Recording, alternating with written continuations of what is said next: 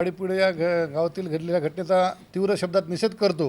आणि तेथील ग्रामसेवक व स्थानिक लोकांना हाताशी धरून त्या ठिकाणी त्या ग्रामसेवकांनी छत्रपती शिवाजी महाराजांच्या तैलचित्राच्या पाठीमागे असलेला झेंडा कापून टाकण्याचं काम ग्रामसेवकांनी त्या ठिकाणी बळाचा वापर करून पोलीस बळाचा वापर करून त्या ठिकाणी केला आहे। तर त्या गोष्टीचा व ग्रामसेवकाचा आम्ही तीव्र शब्दात निषेध करतो आणि शासनाला विनंती करतो आणि शासनाला आवाहन करतो की येत्या 3 दिवसाच्या आत संबंधित ग्रामसेवकाला निलंबन करावं आणि संबंधितावर ती कठोरात कठोर कारवाई करण्यात यावी। ज्या ठिकाणी छत्रपती शिवरायांचा ध्वज होता, ज्या ठिकाणी छत्रपती शिवरायांचा पुतळा आहे, त्या ठिकाणचं अतिक्रमण नसताना देखील ते गायरांची जागा असताना ओपन प्लेस त्या ठिकाणी प्लॉटिंग पाडून विकण्याचं कृत्य संबंधित ग्रामसेवक व स्थानिकचे राजकीय नेते जाणीवपूर्वक करत आहेत। त्या ठिकाणी कुठली प्लॉटिंग नसताना गायरान जागेत यायला कुठलाही अधिकार नसताना यांनी प्लॉटिंग टाकून संबंधितांना आपल्या नातेवाईकांना ते प्लॉट विक्री केले आणि छत्रपती शिवाजी महाराज ज्या ठिकाणी स्मारक आहे, ज्या ठिकाणी झेंडा आहे, ते प्लॉट आमचे आहेत किंवा आम्हाला वाटप झाले आहेत असं सांगून जाणीवपूर्वक नमुन्यांवर आटला लावून कुठलाही नकाशा नाही,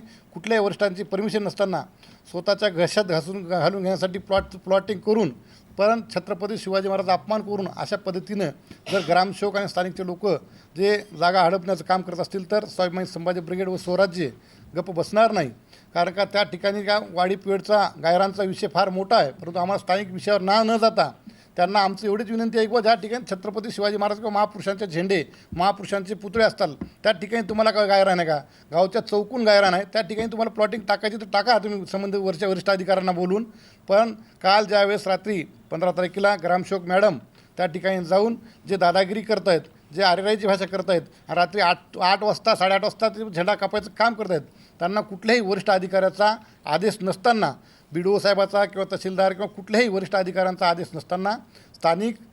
राजकीय नेत्यांना किंवा त्यांचे जे रोज लागेबंदे असतात, बिलं काढायचे किंवा कामं करायचे, चांगले कामं बोगस कामं करायचे, या हेतूनं त्यांनी त्यांचं ऐकून कुठल्याही वरिष्ठाची सहमती नसताना, लेखी पत्र नसताना ते झेंडा कापून सर्व जगातील तमाम शिवप्रेमींच्या भावना दुखवण्याचं काम तिथल्या ग्रामसेवकांनी केलं। त्यामुळे ग्रामसेवक व संबंधित जे झेंडा कापताना आलेले आहेत व्हिडिओमध्ये त्यांच्यावरती कठोरात कठोर कारवाई व्हावी।